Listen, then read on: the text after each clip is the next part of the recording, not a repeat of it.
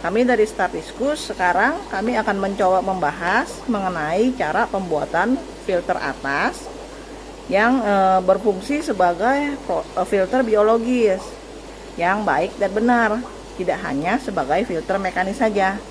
Nah, sekarang saat ini kami akan memberi contoh menggunakan filter atas yang berukuran sekitar 25 cm ya, dikali 10 cm. Ini biasanya filter atas yang berukuran paling kecil atau mini. Nah, untuk filter atas ini kita harus modifikasi sedikit. Jadi kita akan memberikan info bagaimana cara memodifikasinya dan media filter apa yang tepat sehingga filter ini bisa berfungsi sempurna sebagai filter biologis. Pertama, kita angkat dulu dari lapisan yang tanda seperti ini, kita angkat dulu jaring-jaringnya. Kemudian ada di sini ada selang. Ini dari bagian sini yang sudah kita potong terlebih dahulu. Yang aslinya itu sebenarnya lebih panjang, seperti kita lihat di sini bahwa ini, tapi kita sudah potong di bagian sini. Kalau kita bisa lihat sudah kita pendekkan. Nanti akan kita jelaskan kenapa ini perlu dipotong. Dan dipotongnya ini cukup sedikit saja, kurang lebih sekitar 5 mili atau setengah senti. Kita terus ini. Nah, ini perlu kita masukkan di selang yang ukuran sesuai. Dan tinggi selang ini tidak perlu terlalu panjang.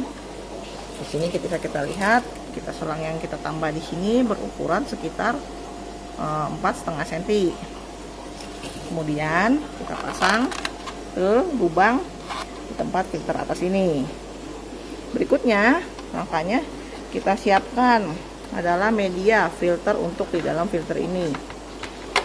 Di sini kita angkat kembali dulu. Kita menggunakan biofil. Biofil ini yang kita gunakan sekarang berukuran sekitar 2 cm tebalnya. Dan ini kita potong tentunya sesuai dari ukuran kotak filter ini. Jangan lupa kita berikan lubang di sini untuk tempat pipa pembuangan air. Kemudian setelah ini satu lapis, kita tambahkan lapisan biofil berikutnya. Tapi kita di sini kita beri potong sedikit. Ini bisa dipotong putus ataupun tetap menyambung seperti ini. Jadi tidak masalah jika sekalian sudah memotong putus tapi masih tetap bisa dipakai. Kemudian di sini kita lihat kita harus memberikan sekat sedikit di sini. Sekat ini bisa berupa dari busa hati seperti ini. Biasanya ada beberapa ketebalan busa hati ataupun plastik mika seperti ini yang agak keras, ataupun media lain. Yang penting fungsinya adalah sebagai sekat. Di sini pembatas. Nanti akan kita jelaskan kenapa perlu adanya sekat ini. Jadi di samping dari dalam kotak filter atas ini. Media ketiga berikutnya, kita bisa menggunakan dakron putih atau kapas filter putih. Kapas filter putih ini ketebalannya biasanya kita menggunakan sekitar berukuran 2 cm juga. Jika yang tidak punya 1 cm bisa ditambah jadi 2 lembar. Dan di sini ada lubang untuk air masuk, kita berikan selang sedikit. Selangnya bisa kita potong di sini, kita potong belah 2 agar dia bisa masuk. Jadi tidak perlu susah-susah untuk memasukkan ke dalam sini, cukup di belah 2 aja dan kita masukkan sini, itu sudah berfungsi sempurna karena lubang masuknya itu lebih besar. Ini hanya buat air mengalir, air keluar dari sini pun tidak masalah. Berikutnya kita pasang tadi di lubang tadi, kita pasang untuk tempat pembuangannya, dimasukkan dengan pipa pinknya menghadap ke bawah. Nah, kemudian setelah ini kita sambung dari selang dari pompa buat air masuk. Nah, selang ini biasanya kalau kita cari dinamakan selang power head. Kadang ada yang sudah beli filter atas berikut selang ini, ataupun ada juga yang dibeli terpisah. Sini kita menggunakan selang power head yang berwarna biru karena kadang ada beberapa warna, ada hitam ataupun biru, ataupun mungkin ada yang berwarna putih. Nah, ujung selang ini kita sambung Sekarang kita memakai filter celup. Filter celup yang kita gunakan ini saat ini filter Atman AT101 yang hanya 5 watt saja. Karena ini untuk filter kecil, jadi tidak perlu menggunakan pompa sedot yang terlalu besar. Nah, kemudian kita akan kasih lihat setelah filter ini dipasang di akuarium. Nah, ini adalah pompa celup yang sudah kita berikan, kita masukkan ke dalam akuarium. Hanya di sini kita di tempat kami menggunakan tambahan sun filter. Nah, filter atas tadi pompa celupnya itu masuk ke dalam akuarium, kemudian tentunya masuk ke dalam filter atas tadi. Nah, di sini kita bisa lihat kenapa kita meninggikan dari selangnya sini dan kita memberikan sekat. Kenapa? Karena media filter ini, kalau kita lihat di sini, itu harus terendam air.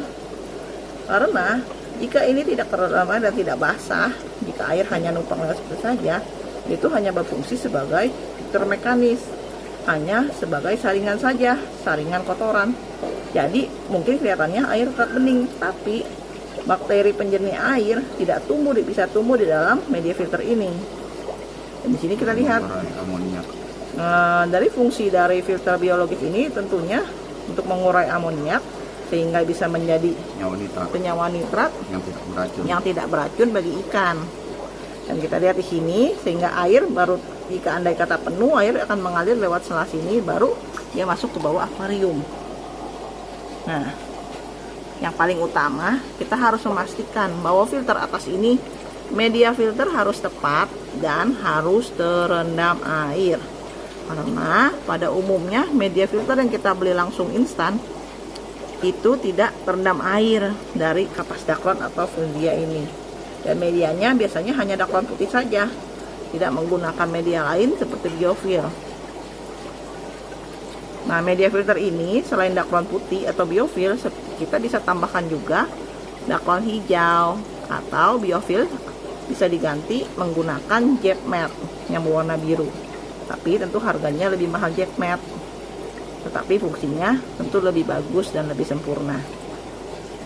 Nah, sekarang bagaimana kita tahu bahwa filter kita sudah seimbang dan berfungsi sempurna dari fungsi biologisnya? Kalau kita lihat di sini, biasanya filter yang sudah sesuai atau berfungsi sempurna di akuarium, setelah pemberian makan yang tentunya tidak berlebihan, air akan cepat menjadi bening kembali, tidak keruh. Dan proses biologis terjadi sehingga di catnya kalau kita bisa lihat tidak ada pertumbuhan alge atau lumut putih yang bisa mengotori akuarium. Dan biasanya disebut biofilm. Jangan lupa yang harus diperhatikan, walau kita sudah memiliki filter yang berfungsi sempurna dan seimbang, kita tetap harus melakukan penggantian air. Dan penggantian air ini kita bisa lakukan minimal seminggu sekali 25-50%. Jika tidak, bisa akan terjadi penumpukan nitrat di dalam air dan ikan bisa menjadi lambat berkembang atau kontet atau telat tumbuh, atau bisa menyebabkan penyakit yang lebih parah, yaitu cloudy eye atau mata berkabut.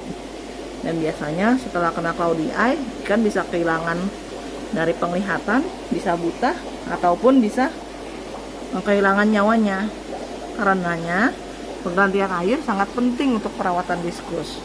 Oke, sampai di sini dulu. Nanti kita akan jelaskan mengenai filter lainnya. Terima kasih.